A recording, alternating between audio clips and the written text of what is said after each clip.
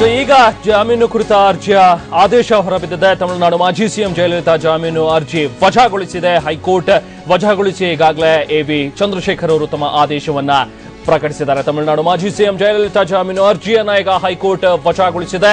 AB Chandrashekhar ಅವರು ಈಗಾಗಲೇ ವಜಾಗೊಳಿಸಿ ತನ್ನ ಆದೇಶವನ್ನ ಪ್ರಕಟಿಸಿದ್ದಾರೆ. ತಮಿಳುನಾಡು ಮಾಜಿ ಸಿಎಂಗೆ ಈಗ ದೊಡ್ಡ ಸೆಟ್ ಬ್ಯಾಕ್. ಯಾಕಂದ್ರೆ ತಮಿಳುನಾಡು ಮಾಜಿ ಸಿಎಂ ಜಯಲಲಿತಾಗೆ ಇವತ್ತು ಜಾಮೀನು ಸಿಕ್ಕೇ ಬಿಡುತ್ತೆ ಅನ್ನುವಂಥದ್ರ ಬಗ್ಗೆ ಸಾಕಷ್ಟು ಅಭಿಮಾನಿಗಳಲ್ಲಿ ನಿರೀಕ್ಷೆ ಇತ್ತು. ಆದ್ರೆ ಜಯಲಲಿತಾಗೆ ಇದೊಂದು ಮೇಜರ್ ಸೆಟ್ ಬ್ಯಾಕ್ ಅನ್ನುವಂಥದ್ದನ್ನ ಹೇಳಬೇಕು. ಹೈಕೋರ್ಟ್ ಈಗ ಜಾಮೀನು ಅರ್ಜಿಯನ್ನ ವಜಾಗೊಳಿಸಿದೆ, ಜಾಮೀನು ಕೊಡೋದಕ್ಕೆ ನಿರಾಕರಿಸಿದೆ. ತಮಿಳುನಾಡು ಮಾಜಿ ಸಿಎಂ ಜಯಲಲಿತಾ ಜಾಮೀನು ಅರ್ಜಿಯನ್ನ ಹೈಕೋರ್ಟ್ ಈಗ ವಜಾಗೊಳಿಸಿದೆ.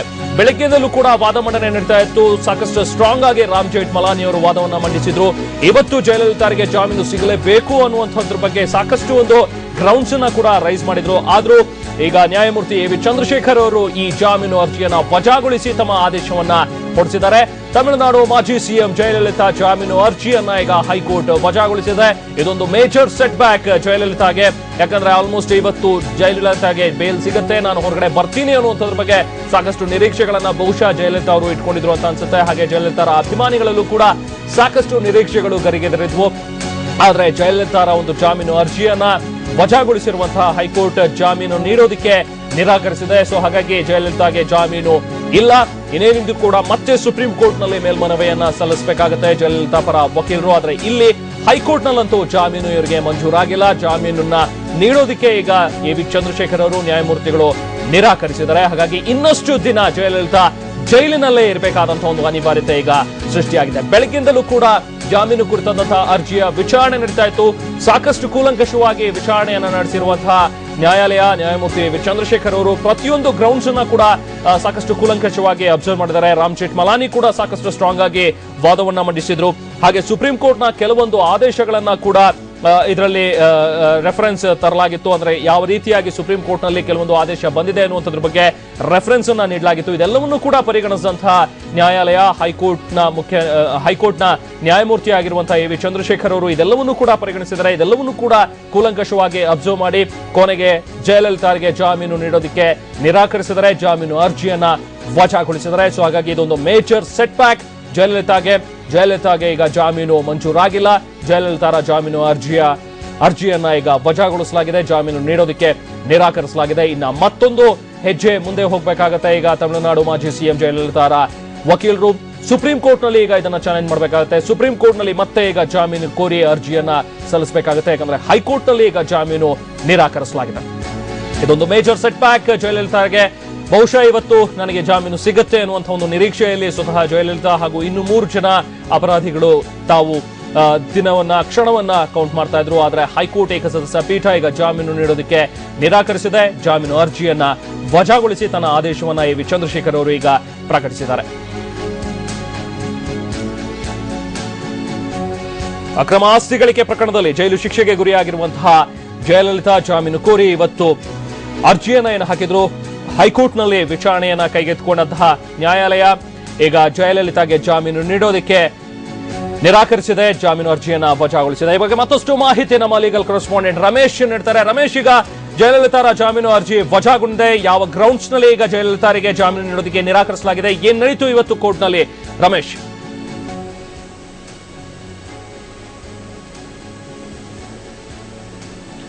ರಮೇಶ್, ನನ್ನ ವಾಯ್ಸ್ ಕೇಳ್ತಾ ಇದ್ರೆ ಇವತ್ತು ಕೋರ್ಟ್ ನಲ್ಲಿ ಏನ್ ನಡೀತು? ಜಾಮೀನನ್ನ ನೀಡೋದಕ್ಕೆ ನಿರಾಕರಿಸಿರುವಂತದ್ದು ಏನ್ ಹೇಳಿದ್ದಾರೆ ಆದೇಶದಲ್ಲಿ ಈಗ ಎ ವಿ ಚಂದ್ರಶೇಖರ್ ಅವರು? ರಮೇಶ್, ಬಹುಶಃ ಸಂಪರ್ಕ ಸಾಧ್ಯವಾಗ್ತಿಲ್ಲ. ಮತ್ತೆ ನಾವು ರಮೇಶ್ ಅವರನ್ನ ಸಂಪರ್ಕಿಸೋಣ. ಸೊ ಒಟ್ಟಿನಲ್ಲಿ ಅಕ್ರಮ ಆಸ್ತಿ ಗಳಿಕೆ ಪ್ರಕರಣದಲ್ಲಿ ಜೈಲು ಶಿಕ್ಷೆಗೆ ಗುರಿಯಾಗಿರುವಂತಹ ತಮಿಳುನಾಡು ಮಾಜಿ ಸಿಎಂ ಜಯಲಲಿತಾರ ಜಾಮೀನು ಅರ್ಜಿಯನ್ನ ಹೈಕೋರ್ಟ್ ವಜಾಗೊಳಿಸಿದೆ. ನ್ಯಾಯಮೂರ್ತಿ ಚಂದ್ರಶೇಖರ್ ಅವರು ಈಗ ಜಾಮೀನು ನೀಡೋದಕ್ಕೆ ನಿರಾಕರಿಸಿದ್ದಾರೆ. ಆ ಮೂಲಕ ಈಗ ಮೇಜರ್ ಸೆಟ್ ಬ್ಯಾಕ್ ಜಯಲಲಿತಾಗೆ. ಯಾಕಂದ್ರೆ ಜಯಲಲಿತಾ ಬಹುಶಃ ಇವತ್ತು ಜಾಮೀನು ಸಿಗಬಹುದು, ನಾವು ಆರಾಮವಾಗಿ ತಮಿಳುನಾಡು ಸೇರ್ಕೋಬಹುದು ಅನ್ನುವಂಥ ಒಂದು ನಿರೀಕ್ಷೆಯಲ್ಲಿದ್ದಂತಹ ಅವರ ಅಭಿಮಾನಿಗಳು ಹಾಗೆ ಜಯಲಲಿತಾರಿಗೆ ಸ್ವತಃ ಇದೊಂದು ಮೇಜರ್ ಸೆಟ್ ಬ್ಯಾಕ್. ಹೈಕೋರ್ಟ್ನ ಏಕಸದಸ್ಯ ಪೀಠ ಜಾಮೀನು ಅರ್ಜಿಯನ್ನ ವಜಾಗೊಳಿಸಿದೆ. ಕಳೆದ 11 ದಿನಗಳಿಂದಲೂ ಕೂಡ ಪರಪ್ಪನ ಅಗ್ರಹಾರದ ಜೈಲಿನಲ್ಲಿರುವಂತಹ ಜಯಲಲಿತಾ ಇವತ್ತು ಬಹುಶಃ ನನಗೆ ಜಾಮೀನು ಸಿಗುತ್ತೆ ಅನ್ನುವಂಥ ಒಂದು ನಿರೀಕ್ಷೆಯಲ್ಲಿದ್ರು. ಆದ್ರೆ ಜಾಮೀನು ನೀಡೋದಕ್ಕೆ ಕೋರ್ಟ್ ನಿರಾಕರಿಸಿದೆ. ಮತ್ತಷ್ಟು ಮಾಹಿತಿ ನಮ್ಮ ಲೀಗಲ್ ಕರೆಸ್ಪಾಂಡೆಂಟ್ ರಮೇಶ್ ನೀಡ್ತಾರೆ. ರಮೇಶ್, ನ ಕೇಳ್ತಾ ಇದ್ದೆ, ಈಗಾಗಲೇ ಜಾಮೀನು ಅರ್ಜಿಯನ್ನ ಹೈಕೋರ್ಟ್ ವಜಾಗೊಳಿಸಿದೆ. ಏನ್ ಹೇಳಿದರೆ ಈಗ ಆದೇಶದಲ್ಲಿ? ರೆಹಮಾನ್ ಬಹಳ ಸವಿವರವಾದಂತಹ ಆದೇಶವನ್ನ ಇವತ್ತು ಕೋರ್ಟ್ ನೀಡಿದೆ. ಅದನ್ನು ಮುಖ್ಯವಾಗಿ ಪಬ್ಲಿಕ್ ಪ್ರಾಸಿಕ್ಯೂಟರ್ ಭವಾನಿ ಸಿಂಗ್ ಅವರೇನೆ ನನಗೆ ಜಾಮೀನು ನೀಡೋದಕ್ಕೆ ನನ್ನ ಆಕ್ಷೇಪಣೆ ಇಲ್ಲ ಅಂತ ಅಂದ್ರೂ ಕೂಡ ನ್ಯಾಯಮೂರ್ತಿಗಳು ಕ್ಲಿಯರ್ ಆಗಿ ಈ ಒಂದು ಕೇಸ್ಗಳನ್ನು ಡಿಸ್ಮಿಸ್ ಮಾಡಿದ್ದಾರೆ. ಇದೊಂದು ಭ್ರಷ್ಟಾಚಾರದ ಪ್ರಕರಣ.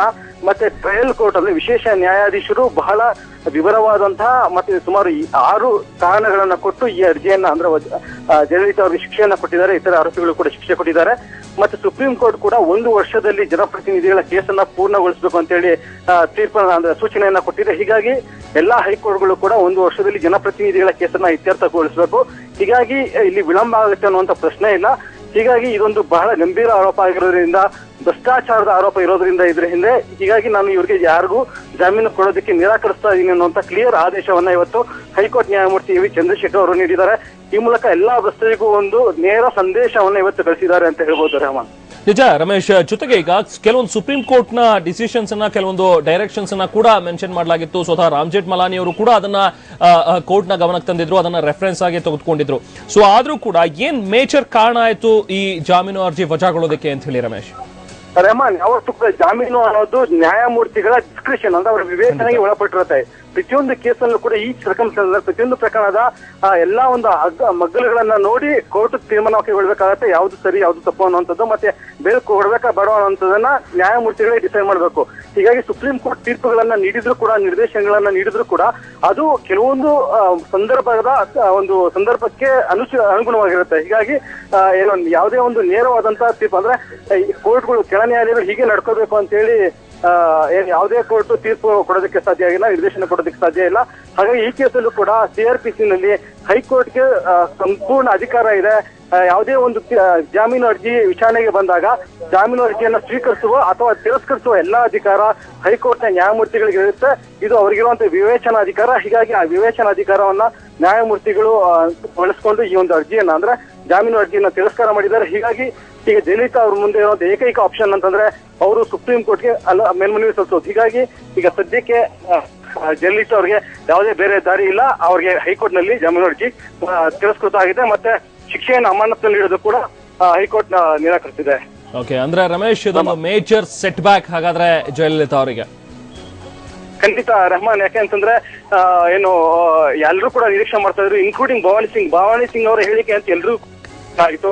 ಯಾಕಂದ್ರೆ ಪಬ್ಲಿಕ್ ಪ್ರಾಸಿಕ್ಯೂಟರ್ ಅವರು ತಮ್ಮ ಲಿಖಿತ ಆಕ್ಷೇಪಣೆಯಲ್ಲೇನೆ ಇವರ ಜಾಮೀನು ಅರ್ಜಿಯನ್ನು ವಜಾಗೊಳಿಸಬೇಕು, ಇವರಿಗೆ ಬೇಲನ್ನ ನೀಡಬಾರ್ದು ಅಂತ ಹೇಳಿ ಒಂದು ಲಿಖಿತ ಆಕ್ಷೇಪಣೆಯನ್ನು ಸಲ್ಲಿಸಿದ್ರು. ಆದ್ರೆ ಓರಲ್ ಆಗಿ ಆರ್ಗ್ಯುಮೆಂಟ್ ಮಾಡ್ಬೇಕಾದ್ರೆ ಅವರು ಜಾಮೀನನ್ನ ಕೊಡೋದಕ್ಕೆ, ಷರತ್ತುಬದ್ಧ ಜಾಮೀನನ್ನ ಕೊಡೋದಕ್ಕೆ ನನ್ನ ಅಭ್ಯಂತರ ಇಲ್ಲ ಅನ್ನುವಂತ ಮಾತನ್ನು ಹೇಳಿದ್ರು. ಹೀಗಾಗಿ ಎಲ್ಲರೂ ಭಾವಿಸ್ಕೊಂಡಿದ್ರು ಅವ್ರಿಗೆ ಜಾಮೀನು ಸಿಗಬಹುದು ಅಂತ ಹೇಳಿ. ಆದ್ರೆ ಕೋರ್ಟ್ ತನ್ನ ತೀರ್ಪನ್ನ ಸವಿವರವಾದಂತಹ ತೀರ್ಪನ್ನ ನೀಡಿ ಜಾಮೀನು ನೀಡೋದಕ್ಕೆ ಸಾಧ್ಯ ಇಲ್ಲ, ಇದು ಜಾಮೀನು ನೀಡೋದಕ್ಕೆ ಫಿಟ್ ಕೇಸ್ ಅಲ್ಲ ಅನ್ನುವಂತ ತೀರ್ಪನ್ನ ಇವತ್ತು ನ್ಯಾಯಮೂರ್ತಿಗಳು ನೀಡಿದ್ದಾರೆ. ಜಾಮೀನು ನೀಡೋದಕ್ಕೆ ಅನರ್ಹವಾದಂತಹ ಪ್ರಕರಣ ಇದು, ಯಾಕಂದ್ರೆ ಇದೊಂದು ಭ್ರಷ್ಟಾಚಾರದ ಪ್ರಕರಣ. ಹೀಗಾಗಿ ಜಾಮೀನು ಕೊಡೋದಕ್ಕೆ ಸಾಧ್ಯ ಇಲ್ಲ ಅನ್ನುವಂತ ಒಂದು ಅಭಿಪ್ರಾಯವನ್ನು ಕೊಟ್ಟಿದೆ. ಜೊತೆಗೆ ಮುಖ್ಯವಾಗಿ ರಾಮ್ ಜೇಠ್ಮಲಾನಿ ಅವರು ಹೇಳಿದ್ದೇನೆಂದ್ರೆ ಕೇಸನ್ನ ವಿಚಾರಣೆ ಬೇಗ ಪೂರ್ಣಗೊಳ್ಳುವಂತ ಸಾಧ್ಯತೆ ಇಲ್ಲ, ಹೀಗಾಗಿ ಜಾಮೀನು ಕೊಡಬೇಕು ಅಂತ ಒಂದು ಅಭಿಪ್ರಾಯವನ್ನ ಅವರು ವ್ಯಕ್ತಪಡಿಸಿದ್ರು ಅನ್ನುವಂತ ಆರ್ಗ್ಯುಮೆಂಟ್ ಅನ್ನ ಮಾಡಿದ್ರು. ಆದ್ರೆ ಕೋರ್ಟ್ ಅದನ್ನ ನಿರಾಕರಿಸಿ ಅಂದ್ರೆ ಅವರ ವಾದವನ್ನ ತಳ್ಳಿ ಹಾಕಿ 1 ವರ್ಷದಲ್ಲೇನೆ ಜನಪ್ರತಿನಿಧಿಗಳ ಕೇಸ್ ಪೂರ್ಣಗೊಳಿಸಬೇಕು ಅಂತ ಹೇಳಿ ಸುಪ್ರೀಂ ಕೋರ್ಟಿನ ಸೂಚನೆಯನ್ನ ಕೊಟ್ಟಿದೆ. ಹೀಗಾಗಿ ನಾವು ಏನು ರಾಮ್ ಜೇಠ್ಮಲಾನಿ ಅವರ ವಾದನ ಒಪ್ಕೋದಕ್ಕೆ ಸಾಧ್ಯ ಇಲ್ಲ. ಮತ್ತೆ ಭ್ರಷ್ಟಾಚಾರ ಪ್ರಕರಣಗಳನ್ನ ಬಹಳ ಏನು ಕಟ್ಟುನಿಟ್ಟಾಗಿ ನಿರ್ವಹಿಸಬೇಕಾಗಿರುತ್ತೆ, ಬಹಳ ಕಠಿಣವಾಗಿ ನಿರ್ವಹಿಸಬೇಕಾಗಿರುತ್ತೆ. ಹೀಗಾಗಿ ಇಂಥ ಪ್ರಕರಣಗಳಲ್ಲಿ ನಾವು ಜಾಮೀನು ನೀಡೋದಕ್ಕೆ ಸಾಧ್ಯ ಇಲ್ಲ ಅಂತ ಹೇಳಿ ಸ್ಪಷ್ಟವಾದಂತಹ ಆದೇಶವನ್ನು ಹೈಕೋರ್ಟ್ ನೀಡಿದೆ. ರೆಹಮಾನ್. ಓಕೆ ರಮೇಶ್, ಮತ್ತೆ ನಾನು ನಿಮ್ಮನ್ನ ಸಂಪರ್ಕಿಸ್ತೇನೆ. ಧನ್ಯವಾದ ತಮ್ಮ ಈ ಎಲ್ಲ ಮಾಹಿತಿಗಾಗಿ. ಸೊ ಕೋರ್ಟ್ನ ಆವರಣದಲ್ಲೇ, ಕೋರ್ಟ್ ಹಾಲ್ನಲ್ಲೇ ಇದ್ದಂತಹ ನಾವು ಪ್ರತಿನಿಧಿ ರಮೇಶ್ ಈಗ ನಮಗೆ ಮಾಹಿತಿಯನ್ನು ನೀಡ್ತಾ ಇದ್ರು.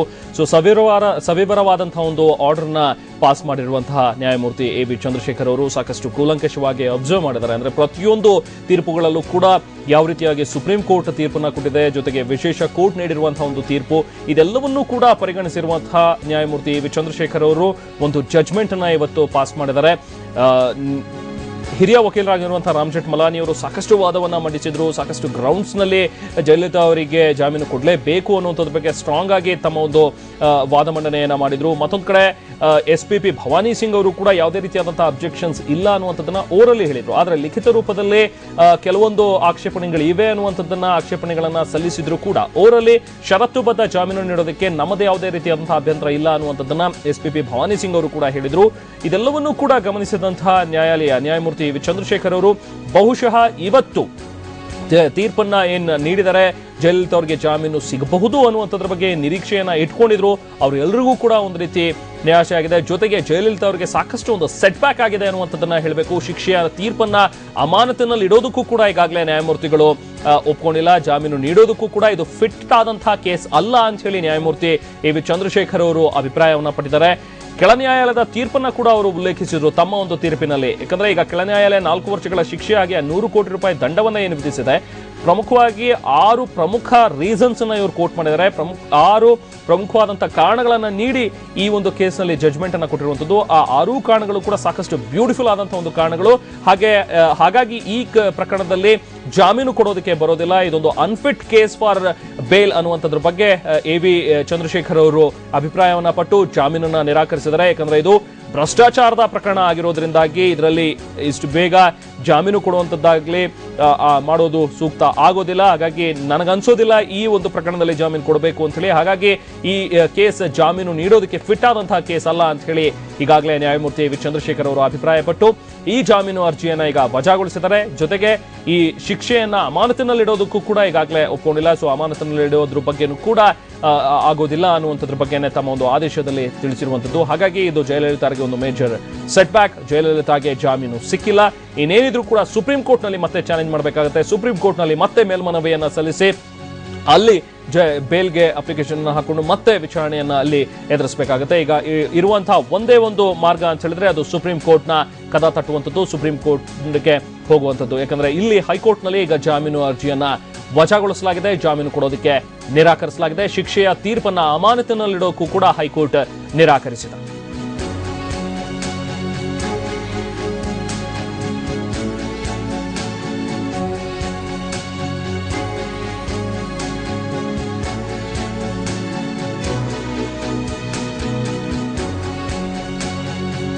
ಇದೊಂದು ಭ್ರಷ್ಟಾಚಾರದ ಕೇಸ್ ಆಗಿರೋದ್ರಿಂದಾಗಿ ಜಯಲಲಿತಾಗೆ ಜಾಮೀನು ಕೊಡೋದಕ್ಕೆ ಬರೋದಿಲ್ಲ ಅನ್ನುವಂಥದ್ರ ಬಗ್ಗೆ ಈಗಾಗಲೇ ಎ.ವಿ. ಚಂದ್ರಶೇಖರ್ ಅವರು ಅಭಿಪ್ರಾಯಪಟ್ಟಿದ್ದಾರೆ. ಜಯಲಲಿತಾಗೆ ಜಾಮೀನು ನೀಡೋದಕ್ಕೆ ಈಗ ಹೈಕೋರ್ಟ್ ನಿರಾಕರಿಸಿದೆ. ಮಾಜಿ ಸಿಎಂ ಜಯಲಲಿತಾ ಜಾಮೀನು ಅರ್ಜಿಯನ್ನ ವಜಾಗೊಳಿಸಿದೆ. ಜೊತೆಗೆ ಶಿಕ್ಷೆಯ ತೀರ್ಪನ್ನ ಅಮಾನತಿನಲ್ಲಿಡೋದಕ್ಕೂ ಕೂಡ ಹೈಕೋರ್ಟ್ ನಿರಾಕರಿಸಿದೆ. ಜಾಮೀನು ನೀಡೋದಕ್ಕೆ ಇದು ಫಿಟ್ ಆದಂತಹ ಕೇಸ್ ಅಲ್ಲ ಅಂತ ಹೇಳಿ ಈಗ ನ್ಯಾಯಮೂರ್ತಿ ಎ.ವಿ. ಚಂದ್ರಶೇಖರ್ ಅವರು ಅಭಿಪ್ರಾಯಪಟ್ಟಿದ್ದಾರೆ.